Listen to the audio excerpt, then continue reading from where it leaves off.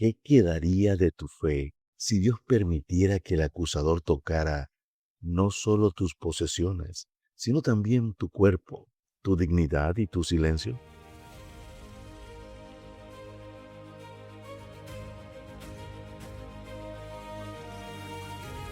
Bienvenidos a Maravillosa Creación, el espacio donde la erudición bíblica, los descubrimientos de la arqueología y el corazón pastoral se encuentran para transformar tu vida diaria.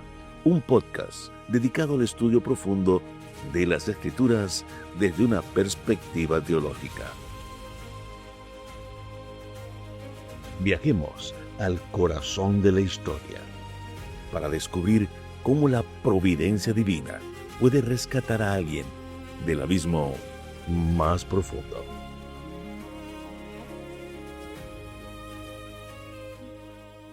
Job, el capítulo 2, nos lleva otra vez al escenario invisible del conflicto cósmico. La historia no comienza en la tierra, sino en el consejo celestial.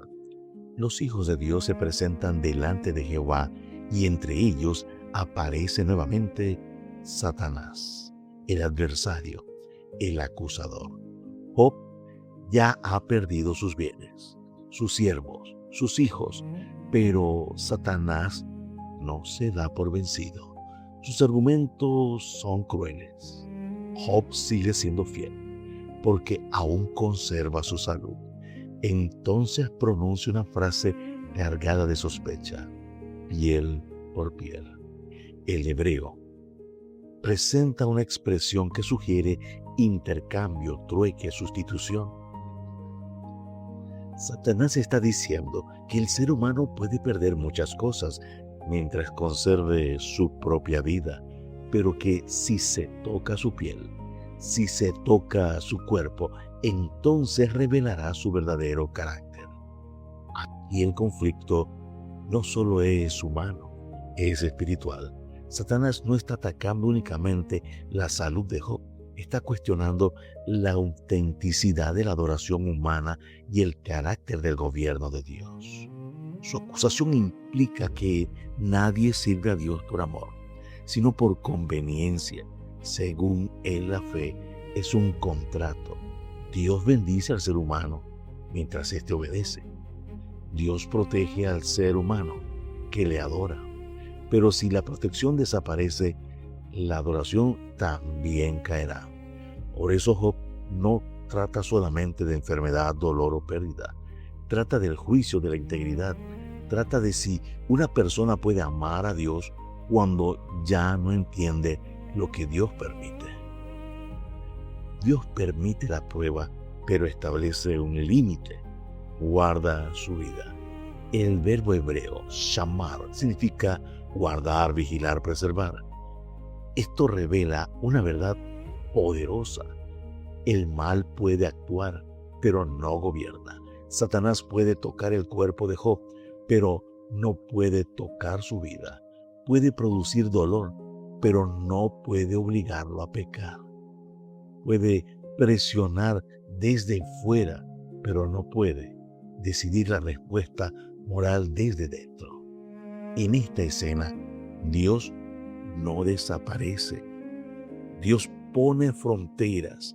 El sufrimiento de Job no ocurre en un universo abandonado, sino dentro de un conflicto donde Dios sigue siendo soberano, aunque cuando permite que la prueba sea real. Entonces la escena desciende del cielo al polvo. Job es herido con una sarna maligna, descrita en el término hebreo shehin, asociado con inflamación, calor, úlcera o llaga. El comentario bíblico señala con prudencia que no se debe diagnosticar con seguridad la enfermedad exacta de Job, porque el texto es poético, los síntomas son generales y la aflicción pudo no corresponder exactamente a una enfermedad interna. Lo importante no es el nombre del médico de la dolencia, sino la intensidad del sufrimiento. Job aparece sentado entre cenizas, Este es un símbolo del antiguo duelo, humillación y quebranto, raspándose con un tiesto, un pedazo de cerámica rota. El nombre que antes era respetado y prosperado, ahora está desfigurado, aislado, cubierto de dolor. El contexto histórico y cultural nos ayuda a sentir mejor la escena. Job vivía en la tierra de Uz, una región cuya ubicación exacta sigue siendo discutida. Algunas referencias bíblicas la relacionan con Edom, otras permiten pensar en una zona oriental vinculada al mundo y los clanes, las caravanas y la riqueza pastoril. No existe hasta ahora una inscripción o descubrimiento que mencione directamente a Job por nombre. Sin embargo, el ambiente del libro encaja en el mundo del antiguo cercano oriente, que esa medida en ganado, autoridad patriarcal, prestigio familiar, duelo con ceniza, vestidos rasgados y largos silencios ante el dolor. La arqueología no confirma directamente la biografía de Job, pero sí ayuda a comprender que el escenario cultural del libro es verosímil. En medio de esa escena aparece la esposa de Job. Sus palabras son duras. ¿Aún retienes tu integridad? Maldice a Dios y muérete. La palabra integridad traduce del hebreo tubá, que comunica la idea de totalidad. Rectitud, algo entero. Job ha perdido casi todo, pero todavía no ha fragmentado por dentro. Su cuerpo está herido, pero su carácter sigue entero. La esposa de Job, consumida por el dolor, le propone abandonar aquello que todavía le queda. Su relación reverente con Dios. El verbo detrás de maldice se relaciona con barak, que normalmente significa bendecir, pero aquí funciona históricamente como lo contrario. La crisis intenta deformar el lenguaje de la fe. Lo que debería ser bendición se convierte en tentación de blasfemia. La respuesta de Job contiene una de las declaraciones más profundas del capítulo. Recibiremos de Dios el bien y el mal no lo recibiremos. Job no está diciendo que entiende todo, no está celebrando su dolor, no está negando su sufrimiento, está afirmando que la relación con Dios no puede depender únicamente de recibir cosas buenas. Su fe no es una negociación, su adoración no está en venta, y el texto concluye diciendo que en todo esto no pecó Job con sus labios. Esta frase es decisiva. Satanás espera que la piel herida produjera una boca blasfema, pero Job habla sin vender su fidelidad. Este capítulo es una miniatura del juicio final. En Apocalipsis 12 aparece el dragón como acusador y perseguidor del pueblo de Dios. En Apocalipsis 13 se intensifica la presión contra los fieles. En Apocalipsis el capítulo 14 se anuncia la hora del juicio y se llama a la verdadera adoración. En Apocalipsis 18 cae el sistema que engaña y oprime.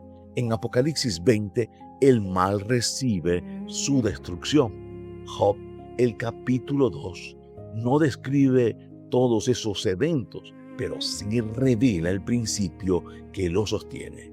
Dios no destruye sin revelar, primero expone, luego juzga. En Job capítulo 2 se expone la estrategia de Satanás, se revela la integridad de Job y se muestra que el gobierno de Dios no depende de fuerza arbitraria, sino de verdad manifestada ante el universo. Este capítulo es una ventana directa al gran conflicto. El cielo observa, el enemigo acusa, Dios limita y el creyente testifica. También se relaciona con el juicio investigador, porque el juicio no tiene como propósito informar a Dios, sino revelar ante el universo la verdad del carácter de Dios. se conecta con el santuario celestial, porque la escena inicial ocurre en un marco de comparecencia ante Dios. Se relaciona con el remanente, porque el pueblo de Dios también está siendo probado en su fidelidad. Y apunta a la segunda venida de Cristo, porque la historia de Job no termina en la ceniza, termina en la vindicación. Job apunta a Jesús. Job es el justo sufriente que no entiende plenamente el conflicto. Cristo es el juez justo, sufriente, que entra conscientemente en él. Job conserva su integridad en medio del dolor. Cristo revela la integridad perfecta del carácter de Dios en la cruz, como se puede leer en Hebreos, el capítulo 7, versículo 25.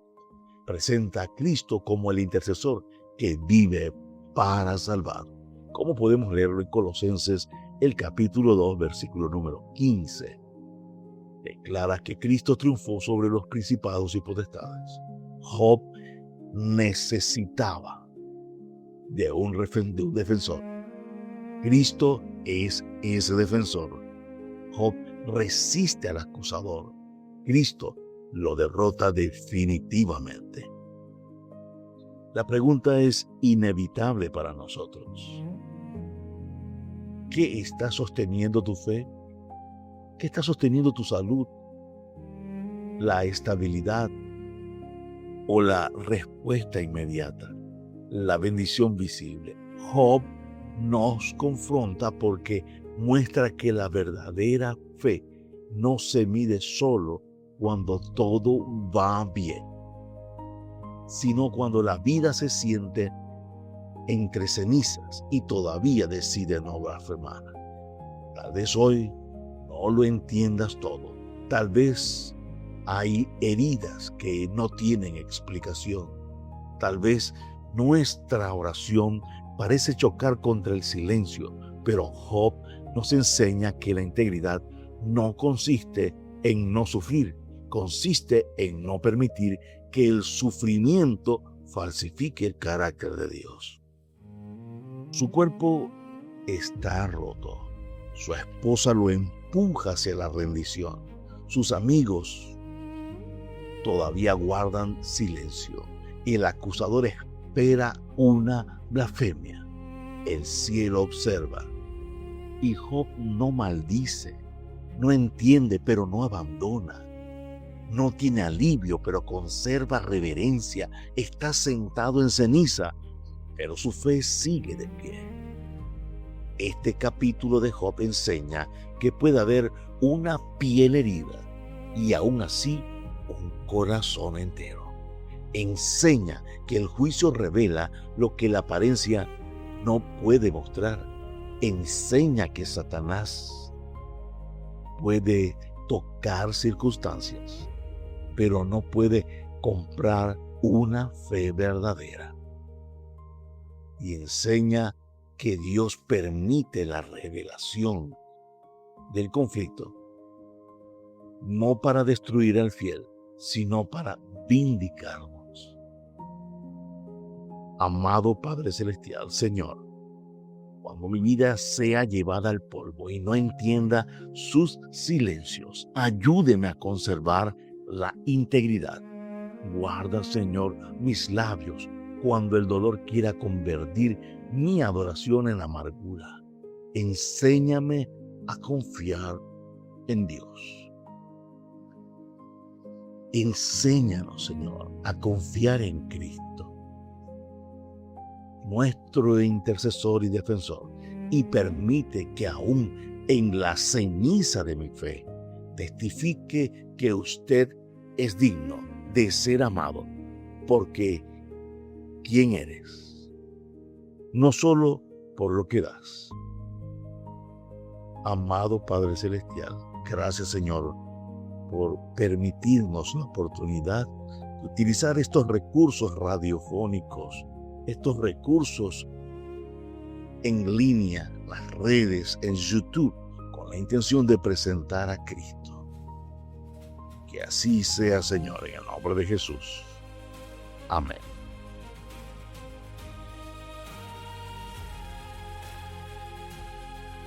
Gracias por acompañarnos en este episodio de Maravillosa Creación, Huellas de su Amor. Si este viaje por la historia y la teología y los escritos de la autora cristiana Elena G. de White han enriquecido tu vida espiritual, te invitamos a suscribirte y compartir este episodio con alguien que necesite recordar hoy mismo que la misericordia de Dios no tiene límites. Recuerda, no importa cuán pesadas sean tus cadenas, Cristo ya pagó el precio para hacerte libre. Que el Señor te bendiga y te guarde.